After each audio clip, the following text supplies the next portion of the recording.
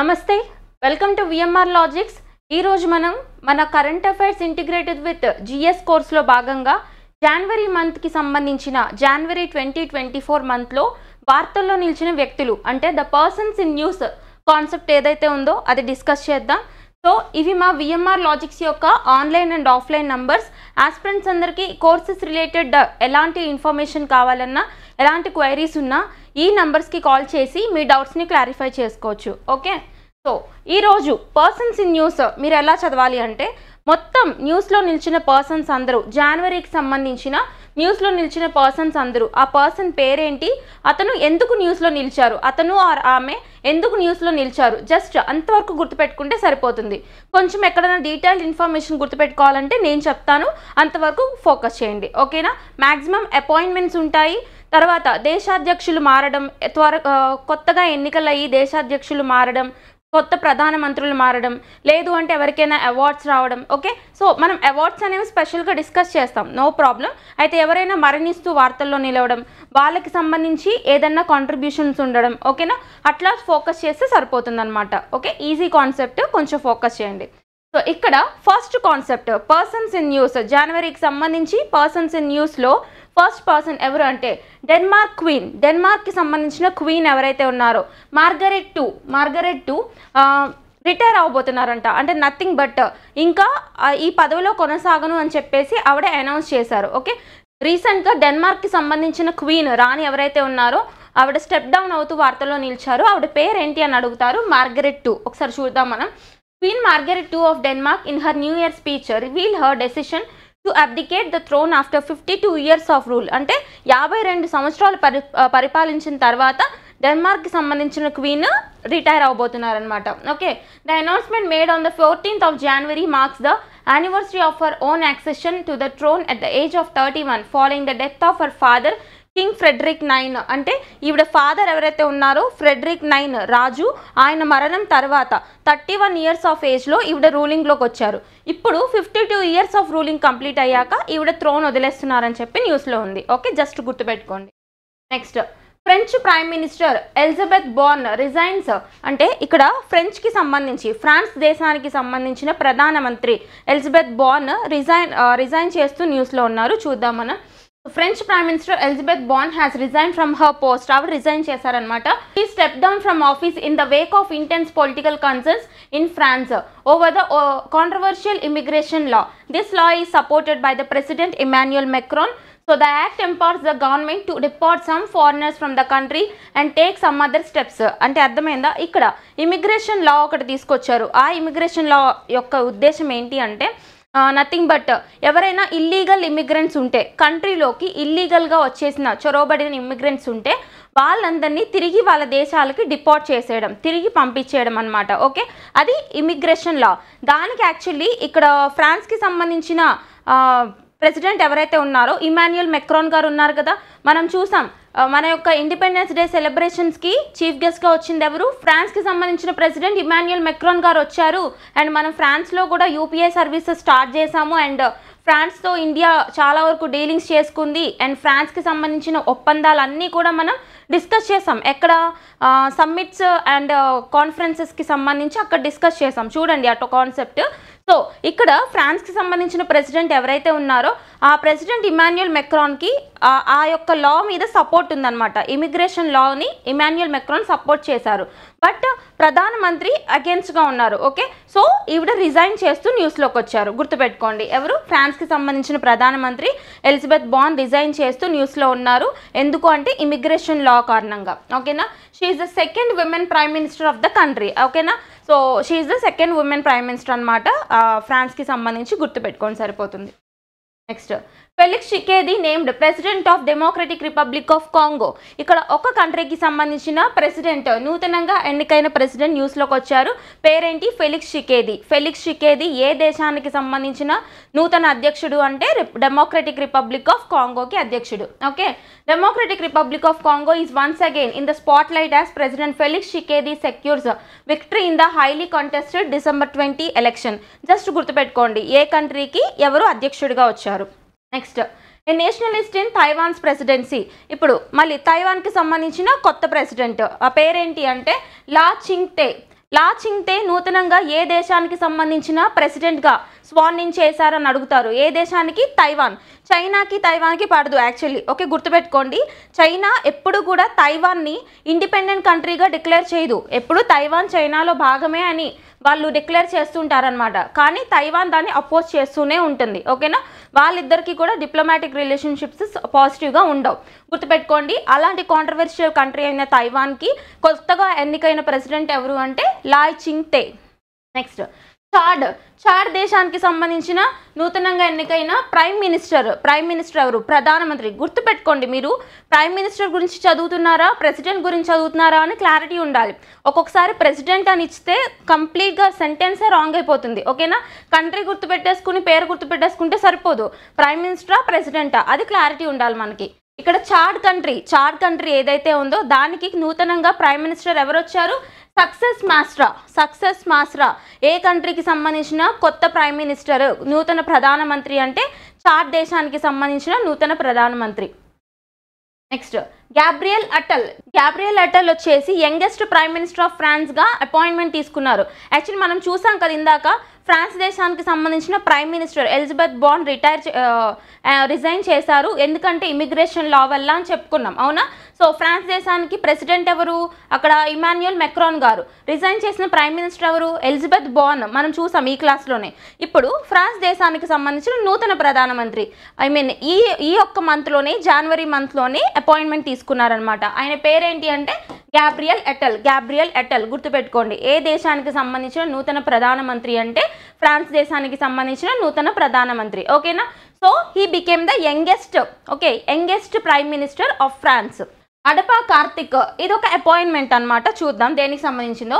Adapa Karthik and IAS officer, Indian Administrative Services, top service in the civil services, మనకు తెలుసు కదా. So ఈయన ఒక ఐఏఎస్ ఆఫీసర్ అడపా Karthik.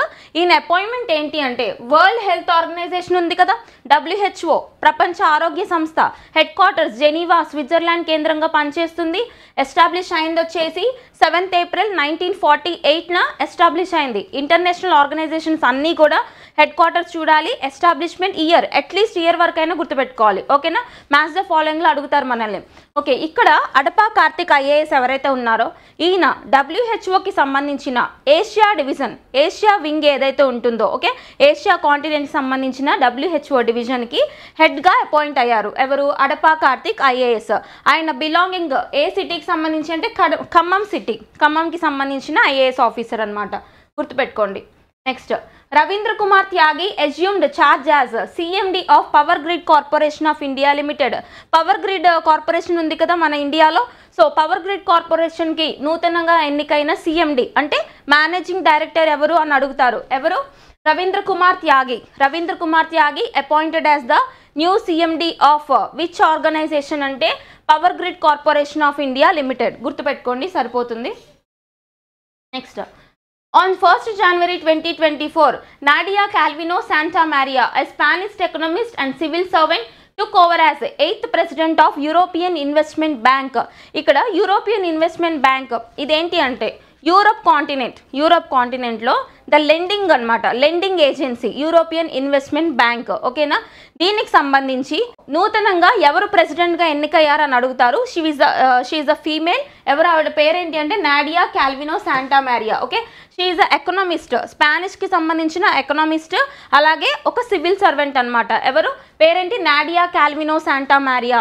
European Investment బ్యాంక్కి సంబంధించిన నూతన అధ్యక్షురాలు. గుర్తుపెట్టుకోండి.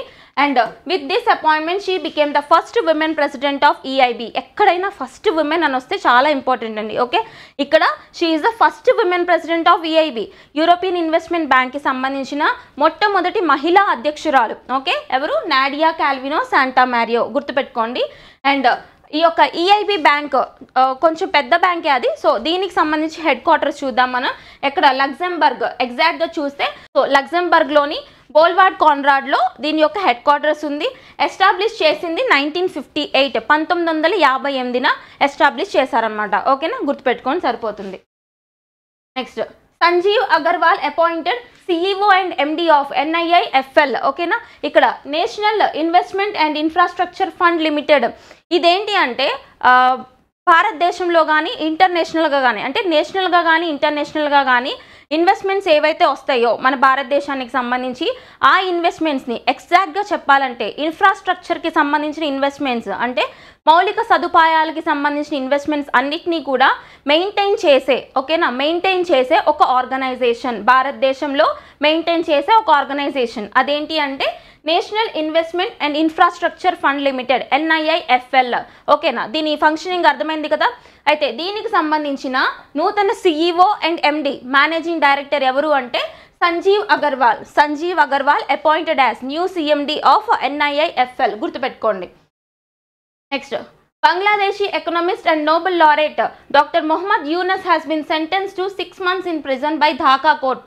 ఇక్కడ బంగ్లాదేశ్కి సంబంధించిన ఎకనామిస్ట్ అండ్ నోబెల్ లారెట్ అంటే ఏంటి నోబెల్ పురస్కార గ్రహీతల్ని మనం నోబెల్ లారెట్స్ అని పిలుస్తాం కదా అయితే ఈయనకి నోబెల్ యాక్చువల్లీ మొత్తం మనకి 6 రంగాల్లో ఇస్తారు అందులో కూడా ఈయనకి నోబెల్ పురస్కారం ఏ రంగంలో వచ్చింది అంటే నోబెల్ శాంతి పురస్కారం నోబెల్ పీస్ ప్రైజ్లో ఈయన నోబెల్ పీస్ కేటగిరీలో ఈయనకి ప్రైజ్ వచ్చిందనమాట ఓకేనా ఎందుకు వచ్చింది అంటే ఈయన గ్రామీణ బ్యాంక్ని ఫౌండ్ చేశారు అర్థమైందా గ్రామీణ బ్యాంక్ని ఎస్టాబ్లిష్ చేశారనమాట ఈయన అంటే గ్రామీణ ప్రజలకి లోన్స్ తక్కువ ఇంట్రెస్ట్తో లోన్స్ ఇవ్వడానికి ఒక బ్యాంక్ని ఎస్టాబ్లిష్ చేశారు అయితే ఇది ఎస్టాబ్లిష్ చేసినందుకు గాను ఈయన చేసిన కృషికి గాను శాంతి పురస్కారం లభించింది ఎప్పుడు 2006 సంవత్సరంలో ఈయనకి శాంతి పురస్కారం లభించింది నోబెల్ శాంతి పురస్కారం నోబెల్ యొక్క అవార్డ్స్ని ఆల్ఫ్రెడ్ నోబెల్ యొక్క జ్ఞాపకార్థం ఇస్తూ ఉంటారు గుర్తుపెట్టుకోండి నోబెల్ అవార్డ్స్ అన్నీ కూడా మనం ఒక క్లాస్లో డిస్కస్ చేద్దాం డోంట్ వరీ అవార్డ్స్లో డిస్కస్ చేద్దాం ఓకేనా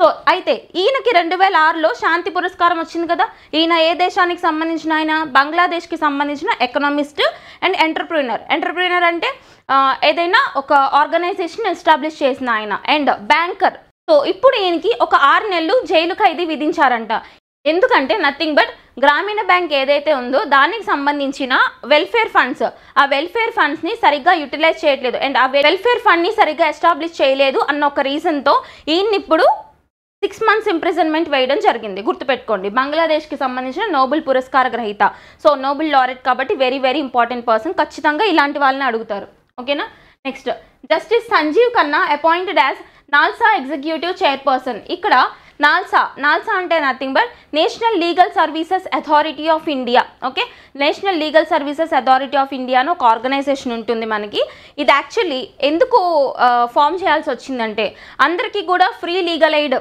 అందించే ఒక ఆర్గనైజేషన్ అనమాట అండ్ ఫ్రీ లీగల్ ఎయిడ్ అంటే నథింగ్ బట్ అందరికీ అంటే ఎలిజిబుల్ బెనిఫిషియరీస్ అందరికీ కూడా ఫ్రీగా లీగల్ సర్వీసెస్ అందాలి ఎవరూ నష్టపోకూడదు అండ్ ఆల్సో రూరల్ ఏరియాస్లో అంటే గ్రామీణ ప్రాంతాల్లో చట్టానికి సంబంధించిన అవగాహన పెంచాలి ఓకే లీగల్ సర్వీసెస్కి సంబంధించిన అవగాహన పెంపొందించే ఒక ఆర్గనైజేషన్ ఏంటది national legal services authority of India ఓకేనా అయితే ఇదొక స్టాట్యుటరీ బాడీ అంటే ఏంటి ఏదైనా ఒక చట్టం ద్వారా ఫామ్ అయిన సంస్థ అయితే స్టాట్యుటరీ బాడీ కదా అయితే ఇది ఏ చట్టం కింద ఫామ్ అయింది under the legal services Authority act of 1987 1987 సంవత్సరంలో ఫామ్ అయిన లీగల్ సర్వీసెస్ అథారిటీ యాక్ట్ ఏదైతే ఉందో ఆ చట్టం కింద ఫామ్ అయిందనమాట గుర్తుపెట్టుకోండి ఓకే సో ఇప్పుడు యాక్చువల్లీ మనం దీన్ని కాన్స్టిట్యూషన్కి లింక్ చేసుకుంటే ఏ ఆర్టికల్ ప్రకారం నాల్సాని ఎస్టాబ్లిష్ చేశారు అని కూడా అడగొచ్చు ఓకేనా గుర్తుపెట్టుకోండి ఆర్టికల్ 39A ఎక్కడ ఉంటుంది మనకి directive principles of state policy DPSP ఎక్కడ పార్ట్ 4 ఓకే 4వ భాగంలోని directive principles of state policy ఉంది కదా 4వ భాగం మొత్తం అంటే ఆదేశిక సూత్రాలు నిర్దేశక నియమాలు అని చెప్తాం మనం అందులోని ఆర్టికల్ 39A ఏదైతే ఉందో అది ఫ్రీ లీగల్ ఎయిడ్ గురించి చెప్తుంది క్యాపిటల్ ఏ ఓకేనా ఫ్రీ లీగల్ ఎయిడ్ గురించి చెప్తుంది అనమాట సో దాని ప్రకారం ఈ సంస్థను ఎస్టాబ్లిష్ చేశారు గుర్తుపెట్టుకోండి అండర్ విచ్ యాక్ట్ అంటే legal services authority of act 1987 కింద నాల్సాని ఫామ్ చేయడం జరిగింది ఓకే ఇప్పుడు నాల్సా అంటే ఏంటో అర్థమైంది కదా ఇప్పుడు నాల్సాకి సంబంధించి కొత్తగా చైర్పర్సన్ ఎవరు వచ్చారు జస్టిస్ సంజీవ్ ఖన్నా నాల్సాకి సంబంధించిన నూతన చైర్పర్సన్ అనమాట okay next supreme court judge Justice B.R. Gavai has been nominated as the chairman of Supreme Court Legal Services Committee. ఇక్కడ ఇంకోటి న్యూస్లోకి వచ్చింది.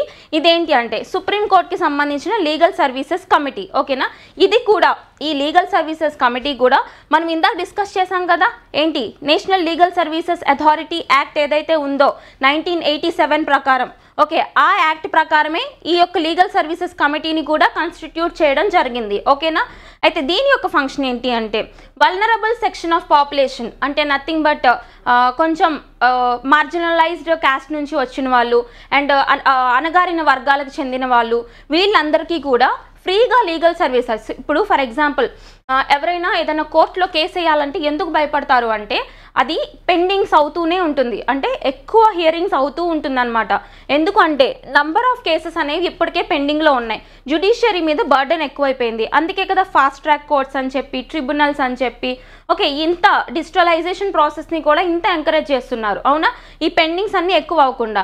సో ఇలాంటి సిచ్యువేషన్లో కొంచెం రిచ్ పర్సన్స్ అయినా, కొంచెం మీడియం అఫోర్డబుల్ పర్సన్స్ అయినా, ఇప్పుడు ఏదైనా వాళ్ళకి అన్యాయం జరిగింది అనుకుంటే whether it may be civil proceeding అయినా, క్రిమినల్ ప్రొసీడింగ్ అయినా కోర్టుకి వెళ్ళగలుగుతారు. కానీ కొంచెం అసలు బ్రతకడానికి ఇబ్బంది పడేవాళ్ళు ఈ కోర్టు ఖర్చులన్నీ పెట్టుకొని ఇప్పుడు మేము కోర్టుల చుట్టూ తిరగడం అవసరమా, ఇది ఎప్పుడుకో వస్తుంది జడ్జిమెంట్ అన్న ఒక ఊహే ఎక్కువ మందికి ఉంటుంది, అక్కడే ఎక్కువ మంది ఆగిపోతారనమాట. ఓకేనా, సో ఇలా ఆగిపోకుండా ప్రతి ఒక్కరికి కూడా ఫ్రీ లీగల్ ఎయిడ్ అందించాలి అనే ఉద్దేశంతో even marginalised section of population, vulnerable section of population అందరికీ కూడా ఫ్రీ లీగల్ ఎయిడ్ అందించే ఉద్దేశంతో ఫామ్ అయిన కమిటీ అనమాట. ఏంటది? Supreme Court Legal Services Committee. ఏ చట్టం కింద ఫామ్ అయింది అంటే సేమ్ ఇందాక డిస్కస్ చేశాం కదా, నాల్సాకి సంబంధించిన చట్టం. ఏంటది? లీగల్ సర్వీసెస్ అథారిటీ యాక్ట్ 1987లోని సెక్షన్ 3A ప్రకారం ఈ కమిటీ ఫామ్ అయిందనమాట. ఓకేనా, అర్థమైంది దాని ఫంక్షన్. సో ఇప్పుడు దీనికి సంబంధించిన చైర్మన్ ఎవరు అపాయింట్ అయ్యారు అంటే ఎవరు? సుప్రీంకోర్టు సంబంధించిన జడ్జ్, సుప్రీంకోర్టులో వన్ ఆఫ్ ద జడ్జ్ ఎవరు? జస్టిస్ బిఆర్ గవాయ్ అపాయింట్ అవుతూ న్యూస్లో నిలిచారు, గుర్తుపెట్టుకోండి సరిపోతుంది. నెక్స్ట్, పద్మభూషణ్ అవార్డీ ప్రొఫెసర్ వేద ప్రకాష్ నందా పాసెస్ అవే. ఇక్కడ ఈయన ఒక పద్మభూషణ్ అవార్డీ, గుర్తుపెట్టుకోండి.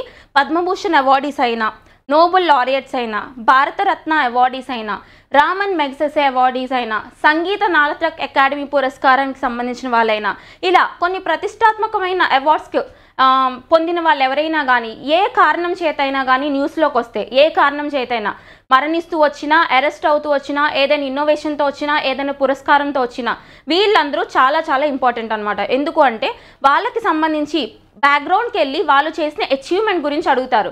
మనం ఏమనుకుంటాం, ఎప్పటిదో అడుగుతున్నారు, ఇదంతా స్టాటిక్ జీకే, అంత మనం ఎలా కవర్ చేయగలుగుతాం అని చెప్పి చదవడానికి ఇష్టపడం అనమాట, జీకే అనుకుని వదిలేస్తాం. కానీ అడిగారంటే ఒక రీజన్ ఉంటుంది, దేనికైనా ఊరికి అడగరు ఎవరి గురించి.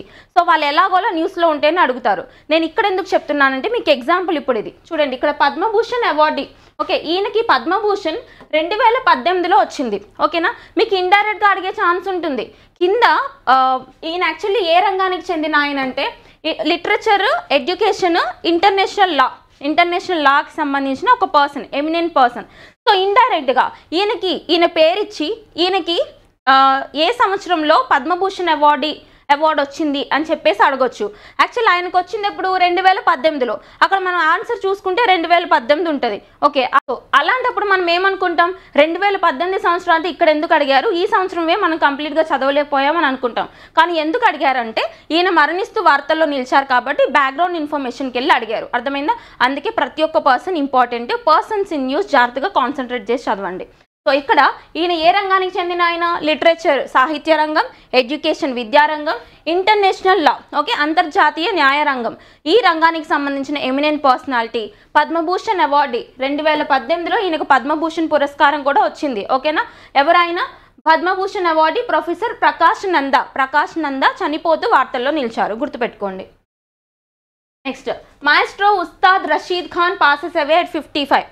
ఎస్ఎస్సి ఎగ్జామినేషన్, ఎన్టీపీసీ ఎగ్జామినేషన్స్, వీటికి సంబంధించి జిఎస్కి సంబంధించి very very important. Music, arts, fine arts, వీటికి సంబంధించిన పర్సన్స్ ఎవరైనా న్యూస్లోకి ఉంటే ఖచ్చితంగా చూసుకోవాలన్నమాట. ఓకే, సో ఇక్కడ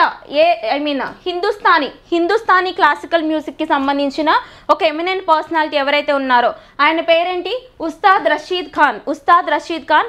ఏ మ్యూజిక్కి సంబంధించిన పర్సన్? హిందుస్థానీ మ్యూజిక్కి సంబంధించి. మ్యాక్సిమం హిందుస్థానీ మ్యూజిక్ అనేది నార్త్ ఇండియాలో ప్లే చేస్తారు, సౌత్ ఇండియాలో మొత్తం కూడా ఎక్కువగా కర్ణాటిక్ మ్యూజిక్ అనేది ప్లే చేస్తారు. సో ఇట్లా చూసుకోండి మీరు. సో ఇక్కడ హిందుస్థానీ క్లాసికల్ మ్యూజిక్కి సంబంధించిన ఎమినెంట్ పర్సనాలిటీ ఉస్తాద్ రషీద్ ఖాన్ మరణిస్తూ వార్తల్లో నిలిచారు. సో ఒకసారి చూద్దాం మనం. So the Indian classical music world mourns the passing of Ustad Rashid Khan, a towering figure who left an indelible mark on the Rampur Sahaswan Gharana and beyond.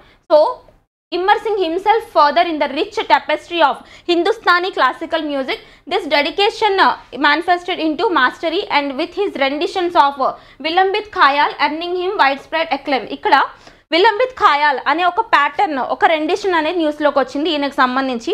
అంటే ఏంటంటే ఈయనకి అంత గుర్తింపు తెచ్చిపెట్టింది ఏంటి అంటే ఈ విలంబిత్ ఖయాల్ అనే ఒక రెండిషన్. అంటే నథింగ్ బట్ ఇప్పుడు మనం హిందుస్థానీ మ్యూజిక్లో చూస్తున్నప్పుడు ఒక్కసారి హై పిచ్లో మ్యూజిక్ వస్తుంది, వెంటనే లో పిచ్కి వెళ్ళి వేరే ట్యూన్లో మ్యూజిక్ వస్తుంది, అవునా? సో దాన్నే ఈ rendition vilambit khayal rendition or pattern అని పిలుస్తారనమాట. సో ఇలాంటి వేరియేషన్ మ్యూజిక్లో ఈయనకి ఫేమస్ అనమాట. ఈయన ఎమినెంట్ పర్సనాలిటీ. ఓకే, ఏ మ్యూజిక్ అది? హిందుస్థానీ క్లాసికల్ మ్యూజిక్కి సంబంధించిన ఉస్తాద్ రషీద్ ఖాన్ మరణిస్తూ వార్తల్లో నిలిచారు. Next, Appointment Committee of Cabinet approved the appointment of former Railway Board Chairman and Chief Executive Officer Anil Kumar Lahoti as 9th Chairman of TROY. అంటే ఇక్కడ రైల్వేకి సంబంధించిన చీఫ్ ఎగ్జిక్యూటివ్ ఆఫీసర్, ఫార్మర్ అంటే ఎక్స్ అనమాట. సో ఆయన ఎవరైతే ఉన్నారో అనిల్ కుమార్ లహోటి గారు, మనం చాలాసార్లు వినే ఉంటాం ఈయన పేరుని. సో అనిల్ కుమార్ లహోటి గారిని ఇప్పుడు దేనికి అపాయింట్ చేశారంట? ట్రాయ్ అంటే భారతదేశంలో టెలికాం రంగాన్ని రెగ్యులేట్ చేసే ఒక సంస్థ TRAI, telecom regulatory authority of India అంటాము. సో 1997 సంవత్సరంలో ఫామ్ అయింది. న్యూఢిల్లీ హెడ్ క్వార్టర్స్గా ఉంటుంది. టెలికాం రంగాన్ని రెగ్యులేట్ చేసే సంస్థ. ఇప్పుడు రెగ్యులేటరీ బాడీస్ ఉంటాయి కదా ఇండియాలో. ఫర్ ఎగ్జాంపుల్ సెబీ అంటే securities exchange board of India. దేనికి సంబంధించింది అది? మనకి ఈ యొక్క స్టాక్ మార్కెట్స్కి సంబంధించి రెగ్యులేట్ చేసే సంస్థ, అవునా? నెక్స్ట్ ఇరిడా అంటే నథింగ్ బట్ ఇన్సూరెన్స్ని రెగ్యులేట్ చేసే సంస్థ అనమాట. భారతదేశంలో ఇన్సూరెన్స్ రెగ్యులేట్ చేసే సంస్థ. అట్లానే ట్రాయ్ అంటే టెలికాంని రెగ్యులేట్ చేసే సంస్థ అనమాట. ఓకేనా? ఈ ట్రాయ్కి సంబంధించి నూతనంగా చైర్మన్గా అపాయింట్ అయింది ఎవరు అంటే అనిల్ కుమార్ లహోటి గారు. గుర్తుపెట్టుకోండి, వెరీ వెరీ ఇంపార్టెంట్ అపాయింట్మెంట్ ఇది, ఖచ్చితంగా అడిగే ఛాన్స్ ఉంటుంది.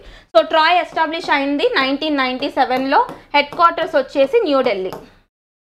Okay, next one Padma Shri awardee. ఇంకొక పద్మశ్రీ అవార్డీ వచ్చారు, జాగ్రత్తగా చూసుకోవాలి ఇవన్నీ. Padma Shri awardee the scientist who develop the oral contraceptive pill Saheli passed away. అంటే నథింగ్ బట్ చాలా ఇంపార్టెంట్ పర్సన్. ఎందుకు అంటే మనకి సహేలీ అనే ఓరల్ కాంట్రాసెప్టివ్ పిల్ ఉంటుంది. అంటే ఏంటి? కాంట్రాసెప్టివ్స్ అంటే ఏంటి? ఈ పిల్లలు పుట్టకుండా వాడే పిల్స్ ఉంటాయి కదా, వాటిని కాంట్రాసెప్టివ్ పిల్స్ అంటారు. ఓరల్ కాంట్రాసెప్టివ్ పిల్ అనమాట, అంటే నోటి ద్వారా తీసుకునే పిల్స్. ఓకే, ఆ పిల్స్లో famous brand Saheli brand, SAHELI. Okay, so దీన్ని సింథసైజ్ చేయడం వల్ల ఈయనకి పద్మశ్రీ అవార్డు వచ్చిందనమాట. ఎప్పుడు? 2012 సంవత్సరంలో ఈయనకి పద్మశ్రీ అవార్డు వచ్చింది. ఓకేనా? అండ్ ఈయన అలాగే central drug research institute, CDRI అంటారు, డ్రగ్స్కి సంబంధించి అంటే మెడిసిన్స్కి సంబంధించి research and R&D research and development చేసే ఒక సంస్థ. ఇండియన్ గవర్నమెంట్ కింద వర్క్ చేస్తున్న సంస్థ CDRI. దీని హెడ్ క్వార్టర్స్ వచ్చేసి లక్నో. CDRI లక్నో అంటారు. లక్నో అంటే ఎక్కడ? యూపీ కదా. సో ఎప్పుడు ఎస్టాబ్లిష్ అయింది అది? 1951. CDRI సంస్థ 1951 సంవత్సరంలో లక్నో హెడ్ క్వార్టర్స్గా ఎస్టాబ్లిష్ అయింది. ఈ యొక్క CDRIకి సంబంధించి ఈయన ఫార్మర్ MDగా కూడా వర్క్ చేశారనమాట, చైర్మన్గా కూడా వర్క్ చేశారు. ఓకేనా? ఆయన చనిపోతూ వార్తల్లో నిలిచారు. ఆయనకి పద్మశ్రీ అవార్డు ఎప్పుడు వచ్చింది? 2012 సంవత్సరంలో పద్మశ్రీ అవార్డు వచ్చింది. ఆయన ఇన్నోవేషన్ ఏంటి? Famous innovation oral contraceptive pill Saheli. పేరేంటి ఆయనది? డాక్టర్ నిత్యానంద్. ఓకే, గుర్తుపెట్టుకోండి. ఆయన మరణిస్తూ వార్తల్లో నిలిచారు. Next, acclaimed actress Glynis Johns dies at 100. Glynis Johns, the multi-talented Welsh actress renowned for her 6-decade career gracing Hollywood films. Nothing but Hollywood actress మరణిస్తూ వార్తల్లో నిలిచారు. Just చూడండి, person న్యూస్లో నిలిచారు కదా, చూసుకోండి సరిపోతుంది. హాలీవుడ్ యాక్ట్రెస్ గ్లైనిస్ జాన్స్ మరణిస్తూ వార్తల్లో నిలిచారు. Next, government of India formed high level committee to safeguard interest of schedules caste. అంటే నథింగ్ బట్ షెడ్యూల్ కులాలకి సంబంధించి వాళ్ళ యొక్క ఇంట్రెస్ట్ అంటే వాళ్ళ యొక్క బాధలు ఏంటి అవన్నీ స్టడీ చేయడానికి అండ్ వాళ్ళ యొక్క డిమాండ్స్ ఏంటి ప్రతి ఒక్క దాన్ని డీటెయిల్గా స్టడీ చేయడానికి ఒక హై లెవెల్ కమిటీని యూనియన్ గవర్నమెంట్ ఫామ్ చేసిందంట. ఓకేనా, దానికి హెడ్ ఎవరు అంటే మన యొక్క క్యాబినెట్ సెక్రటరీ, భారతదేశానికి సంబంధించి భారత ప్రభుత్వానికి సంబంధించి ఉన్న Union Cabinet Secretary, very important person, cabinet secretary Rajiv Gauba గారు ఉన్నారు. సో ఆయన అధ్యక్షతన ఒక high level committee on schedule caste వేశారనమాట, గుర్తుపెట్టుకోండి, very very important. And next Bharat Ratna conferred to Karpoori Thakur. ఇది యాక్చువల్లీ మనం భారతరత్న సపరేట్ బ్లాగ్లో సపరేట్ వీడియోలో డిస్కస్ చేద్దాం కంప్లీట్గా, ఎందుకంటే ఇంపార్టెంట్ అవార్డ్ కదా. Within 4 to 5 years span తర్వాత మళ్ళీ ఇచ్చారు. దట్టు ఒకేసారి 5 పర్సన్స్కి ఇవ్వడం జరిగింది. యాక్చువల్లీ భారతరత్న అనేది ఓన్లీ 3 పర్సన్స్కే ఇవ్వాలి కాన్ఫర్ చేసినప్పుడు, కానీ ఈ సంవత్సరం మాత్రం 5 పర్సన్స్కి ఇచ్చారనమాట. సో అందులో one of the eminent personality Karpoori Thakur, Bihar రాష్ట్రానికి సంబంధించి 2 సార్లు ముఖ్యమంత్రిగా పనిచేసిన ఎమినెంట్ పర్సన్ అనమాట. Great philanthropist and great social activist కూడా ఈయన. ఓకేనా, ఈయనకి భారతరత్న అవార్డు రావడం జరిగింది. ఈయన బీహార్ రాష్ట్రానికి సంబంధించిన ఎక్స్ చీఫ్ మినిస్టర్, 2 సార్లు చీఫ్ మినిస్టర్గా ఉన్నారు. ఆ టర్మ్స్ ఏంటి అంటే ఒకసారి 1970 నుంచి 71 వరకు ఒకసారి, తర్వాత 1977 నుంచి 79 వరకు ఒకసారి చీఫ్ మినిస్టర్గా ఉన్నారు. గుర్తుపెట్టుకోండి సరిపోతుంది. భారతరత్న అవార్డీస్ ఎవరైతే ఉన్నారో ఎల్కే అద్వానీ గారు, ఎంఎస్ స్వామినాథన్ గారు, పివి నరసింహారావు గారు అండ్ చరణ్ సింగ్ గారు, కర్పూరి ఠాకూర్ గారు, ఈ 5గురికి భారతరత్న అవార్డు ఇవ్వడం జరిగింది. అండ్ భారతరత్న ఎప్పుడు ఫామ్ అయింది, ఫస్ట్ అవార్డు ఎవరు తీసుకున్నారు, ఫస్ట్ విమెన్ ఎవరు, ఇలాంటివన్నీ కూడా మనం జిఎస్ సిరీస్ స్టార్ట్ చేసిన తర్వాత మనం స్టార్ట్ చేసుకుందాం. Okay, and Bernardo Arevalo sworn in as president of Guatemala. ఇక్కడ గటమాలా దేశానికి సంబంధించి, గటమాలా అంటే ఎక్కడుంది చూడండి, Guatemala is a Central American country. అంటే ఈ కరేబియన్ ఐలాండ్స్ అవన్నీ ఉంటాయి కదా, సెంట్రల్ అమెరికా లాటిన్ అమెరికా అంటారు. సో ఆ పోర్షన్కి సంబంధించిన ఒక కంట్రీ అనమాట ఏంటి గటమాలా. సో గటమాలాకి సంబంధించి నూతనంగా ఎన్నికైన ప్రెసిడెంట్ ఎవరు అంటే సీజర్ బెర్నార్డో అర్వాలో. ఏ దేశానికి సంబంధించిన నూతన ప్రెసిడెంట్ అంటే గటమాలా దేశానికి సంబంధించిన నూతన ప్రెసిడెంట్. ఓకే, ప్రెసిడెంట్స్ ఎవరు, ప్రైమ్ మినిస్టర్స్ ఎవరు, అపాయింట్మెంట్స్ ఏ దేశానికి అవుతున్నాయి జాగ్రత్తగా చూసుకోండి. డైరెక్ట్గా అడగొచ్చు, లేదంటే మ్యాచ్ ద ఫాలోయింగ్లో అడగొచ్చు, లేదంటే స్టేట్మెంట్స్ రూపంలో రాంగ్ స్టేట్మెంట్స్ ఏంటి, రైట్ స్టేట్మెంట్స్ ఏంటి అని కూడా అడగొచ్చు. ఫార్మర్ పిఎం షెరింగ్ తోగ్బే set to become the PM of Bhutan for second time. ఇక్కడ భూటాన్ మన నైబర్ నేషన్ ఏదైతే ఉందో భూటాన్కి సంబంధించి రెండవసారి ఇక్కడ ప్రైమ్ మినిస్టర్గా అపాయింట్ అవ్వబోతున్న పర్సన్ ఎవరు అంటే షెరింగ్ తోగ్బే అనే పర్సన్ రీసెంట్గా న్యూస్లోకి వచ్చారు. ఆయన ఏ దేశానికి సంబంధించి ప్రైమ్ మినిస్టర్గా అపాయింట్ అయ్యారని అడగొచ్చు. భూటాన్ దేశానికి సంబంధించిన ప్రైమ్ మినిస్టర్ అనమాట, గుర్తుపెట్టుకోండి. రెండోసారి గెలవబోతున్నారు, అంటే ఆల్రెడీ ఆయన ఒకసారి ప్రైమ్ మినిస్టర్గా ఉన్నారు భూటాన్ దేశానికి, ఇప్పుడు మళ్ళీ ఆయన అపాయింట్ అయ్యారనమాట. ఎప్పుడున్నారు అంటే ఫస్ట్ టైం 2013 నుంచి 2018 వరకు ఈయనే భూటాన్కి సంబంధించిన ప్రైమ్ మినిస్టర్గా ఉన్నారు. Next senior IPS officer Daljit Singh Chaudhary appointed as Director General of Sashastra Seema Bal. Already ఈయన ఒక పోలీస్ ఫోర్స్కి డైరెక్టర్గా ఉన్నారు. ఏ పోలీస్ ఫోర్స్ అంటే CRPF, Central Reserve Police Force అని తెలుసు కదా మనకి. సిఆర్పిఎఫ్ ఫోర్సెస్ అంటారు, ఎగ్జామినేషన్స్ కూడా రాస్తుంటాం మనం. ఓకే, సిఆర్పిఎఫ్కి సంబంధించిన డైరెక్టర్ జనరల్ ఎవరైతే ఉన్నారో ఆయన ఇప్పుడు ఎస్ఎస్బి సహస్ర సీమా బల్, ఇది కూడా ఒక పోలీస్ ఫోర్స్. సో సహస్ర సీమా బల్కి సంబంధించి నూతన డైరెక్టర్ జనరల్గా అపాయింట్ అయ్యారనమాట. ఆయన పేరేంటి, దల్జిత్ సింగ్. ఈయన ఒక ఐపీఎస్ ఆఫీసర్, అంటే సివిల్ సర్వెంట్ అనమాట. Okay, Daljit Singh appointed as Director General of Sashastra Seema Bal forces. Next Sultan Ibrahim of Johor state has been installed as Malaysia 17th king. Malaysia ఇంకా కింగ్ రూలింగ్లోనే ఉంది, అంటే క్రౌన్ రూలింగ్లోనే ఉంది, నథింగ్ బట్. ఓకే, సో మలేషియాకి సంబంధించిన 17వ రాజుగా 17th king ఎవరు అపాయింట్ అయ్యారు అంటే సుల్తాన్ ఇబ్రహీం ఏ దేశానికి సంబంధించి కింగ్గా అపాయింట్ అయ్యారని అడుగుతారు. మలేషియాకి సంబంధించిన నూతన కింగ్ అనమాట. Next Azali Assoumani wins 4th term as president of Comoros దేశానికి సంబంధించి నాలుగవసారి ఎవరు ప్రెసిడెంట్గా ఎన్నికయ్యారు. 4వసారి అంటే తక్కువ విషయం కాదు, ఇలాంటి పర్సన్స్ని ఫోకస్ చేయాలి, చిన్న దేశాలైనా వదిలిపెట్టొద్దు. ఓకే, కొమోరస్ దేశానికి సంబంధించి 4వసారి ప్రెసిడెంట్గా ఎన్నికైన పర్సన్ ఎవరు అంటే అజాలి అసోమని. ఈ ఫారినర్స్ పేర్లన్నీ కూడా కొంచెం టంగ్ ట్విస్టర్స్లా ఉంటాయి, కాకపోతే అన్నీ ఒక చోట పెట్టుకొని మనం రివైజ్ చేస్తూ ఉంటే ఈజీగా అట్లీస్ట్ ఎలిమినేషన్ అయినా చేయగలుగుతాం అనమాట మనం. ఓకేనా.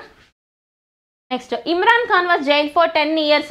అంటే ఈ పాకిస్తాన్ తెహ్రిక్ చీఫ్ ఎవరైతే ఉన్నారో అండ్ పాకిస్తాన్ సంబంధించిన farmer prime minister Imran Khan తెలుసు కదా మనకి. సో ఇమ్రాన్ ఖాన్ ఎవరైతే ఉన్నారో ఆయనకి 10 years ప్రిజన్ సెంటెన్స్ పడింది అనమాట. ఓకే, గుర్తుపెట్టుకోండి. సో ఈయన మీద యాక్చువల్లీ చాలా కరప్షన్ ఎలిగేషన్స్ ఉన్నాయి. సో ఆ ఎలిగేషన్స్ అవన్నీ కూడా ప్రూవ్ చేయబడి ఈయనకి సెంటెన్స్ పడింది. ఎన్ని ఇయర్స్? 10 years జైల్ సెంటెన్స్ పడింది. ఎవరికి అంటే farmer prime minister of Pakistan Imran Khan. Okay, that's all about the persons in news that was covered in the month of January. జాగ్రత్తగా ప్రతి ఒక్క పర్సన్ని ఫోకస్ చేయండి. అండ్ నేను చెప్పినట్టు విధంగా ప్రీవియస్గా పద్మశ్రీ అవార్డీస్ కానీ, భారతరత్న అవార్డీస్ కానీ, రామన్ మెగ్సెసే అవార్డీస్ కానీ, నోబెల్ లారెట్ అవార్డీస్ కానీ ఎవరైనా మరణిస్తూ వార్తల్లో నిలిచినా లేదంటే ఏ కారణం చేతైనా వార్తల్లో నిలిచినా వాళ్ళని లైట్ తీసుకోవద్దు. కంపల్సరీ ఆ క్వశ్చన్స్ రిపీట్ అవుతాయి. మీరు చూడండి ప్రీవియస్ పేపర్స్ అన్నీ కూడా ఇదే ప్యాటర్న్ ఫాలో అవుతారనమాట పర్సన్స్ ఇన్ న్యూస్ అడిగేటప్పుడు. ఓకేనా? So keep learning. Thank you.